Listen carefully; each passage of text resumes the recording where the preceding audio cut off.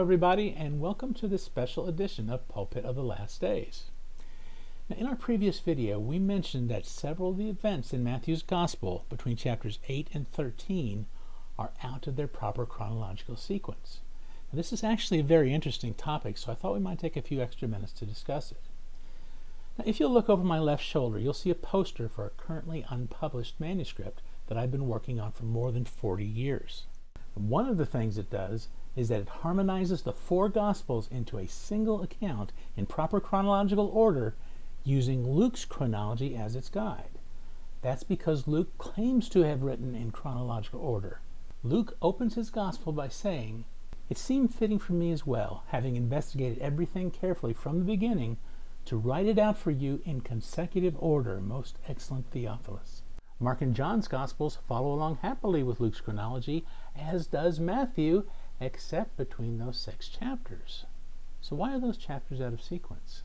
The common theory is that, while Matthew's Gospel was still a manuscript, it was accidentally knocked from a table or a shelf, or it was caught by the wind. And when those pages were put back together, they were slightly out of sequence by accident. Obviously, for this theory, or something like it, to be true, Matthew's Gospel had to be written on individual sheets of paper and not on a continuous scroll. But if so, that offers us a further insight into his writing method. Just like authors and editors of today, he would probably try to avoid what are called widows and orphans. When a paragraph is split between 2 pages, you normally want at least 2 lines on each page for appearance sake, otherwise it looks sloppy. Widows and orphans occur when a single line of text from the same paragraph dangles either at the beginning or the end of a page. So to avoid this, the extra line would normally be scrunched onto one page or the other to keep that paragraph together. On those sheets of paper, Matthew appears to have done something similar, including on a larger scale with individual stories that were grouped together in short modules, like de facto chapters. Even if a story was lengthy, having more than 1 page, those pages would not begin or end with widows and orphans. His handwriting would be scrunched as necessary to avoid that. And on a larger scale, several stories may be in the same module if they were closely associated, but the modules themselves would be scrunched as necessary to begin and end without widows and orphans from other modules. And again, those modules would be similar to chapters as we use them in our Bible today. Now for Matthew, this method was more than just a personality quirk. It had a very practical purpose. Years later, if he recalled another story, he wouldn't have to start all the way over from scratch and write out a whole nother scroll in order to include it. He would simply write up a new module, take it to the manuscript, and separate the other modules and put it in its proper place. Or at worst, rewrite just one module.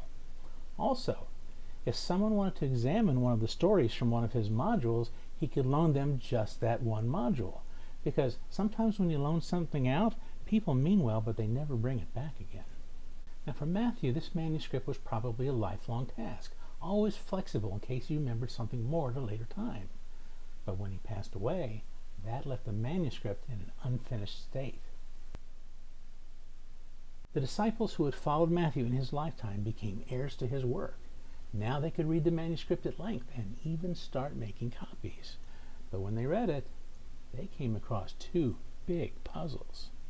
Now, to see these puzzles today, you would need to put Matthew's manuscript back into its proper sequence as a reflection of Luke's chronology. Now, essentially, that's what I did in making the cornerstone. But when you do that, this is what you find. In this passage, Jesus is sending out the 12 apostles, and he's giving them power to perform certain miracles. Among them is the power to raise the dead. Then he goes on to explain that in doing all this, they will be like their teacher, but not greater than him. But for Matthew's followers, that introduced a problem. Jesus seemed to be referring to a prior miracle that he himself had performed. But if Matthew is put back into Luke's chronology, there was no prior miracle in which Jesus had raised someone from the dead. Now, in reality, Jesus had just raised the son of the widow of Nain, as we see in Luke chapter 7. But Matthew didn't record that story, or else he loaned that module to someone who never returned it. So this left Matthew's followers with a puzzle. But there was more.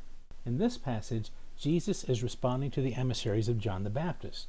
Now, once again, he's referring to some earlier miracles that he himself had performed. First, that the dead are raised up, so there's that problem again. but even more, that the blind had received their sight. But when Matthew's Gospel is returned to Luke's chronology, Jesus had not yet given sight to any blind person. Now, in reality, as recorded by Luke himself and as alluded to by Matthew, Jesus had just given sight to many blind people right then and there. When Jesus told John's messengers, "Tell John the things you see and hear," he means look around you and see for yourselves what's happening right now. And according to Luke, John had sent these messengers in the first place because he had heard of the story of the son of the widow of Nain, which we know was not mentioned in Matthew's account. So those were the two main puzzles that the followers of Matthew discovered, and that led to what may be the strangest quirk of all. Before they started making copies of these manuscripts and sending them out, they really needed to solve these two problems. So ironically, here's probably what they did. They said among themselves, "You know what probably happened? Those pages were probably knocked from a shelf or a table by accident, or maybe the wind caught them. And afterward, someone put them back together again out of sequence." Now, they meant well, and it's still 100% the Word of God, but the order was accidentally changed that way. So to their mind, they were correcting an innocent error.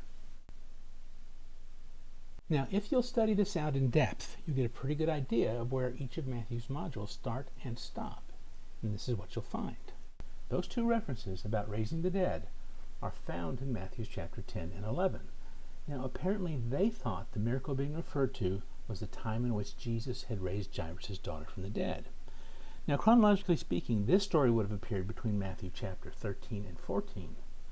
Convinced that they had located the misplaced module, they moved it back to where it is now in Matthew chapter 9, which is just before those two references. To them, this made perfect sense. Then came what seemed to be an amazing confirmation. The surrounding stories in that module had to be moved with it, and this would include the story of the two blind men, which we discussed in our previous video. This story would be reassigned to Matthew chapter 9 also, so that in chapter 11, the mention of Jesus giving sight to the blind would seem to be referring to those two men. For Matthew's followers, moving that one module seemed to solve both of their major problems at once, so they were probably very confident that they were returning that misplaced module to its proper place. And we must admit that it has served the church very well ever since. Now, while they were at it, they also discussed some minor considerations in the text, such as the disposition of crowds when one story transitioned to another, and that would lead to some other minor changes. But essentially, if you were to remove that module about Jairus' daughter and the two blind men from where they are in Matthew's Gospel today, and place that module between Matthew chapter 13 and 14, then Matthew's chronology would agree much more closely with Luke's chronology, and for that matter, with Mark's and John's. But to Matthew's followers, they had just corrected an innocent error from an earlier time, and now they could start making copies of the Gospel and sending it out. And that's why Matthew's Gospel stands as it does to this day.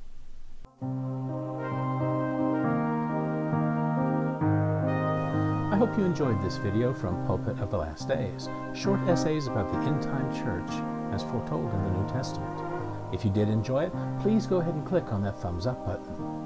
For previous videos, check out our website at pulpitofthelastdays.com. Also, we post new videos weekly, so if you'd like to receive more videos like this one, all you need to do is subscribe.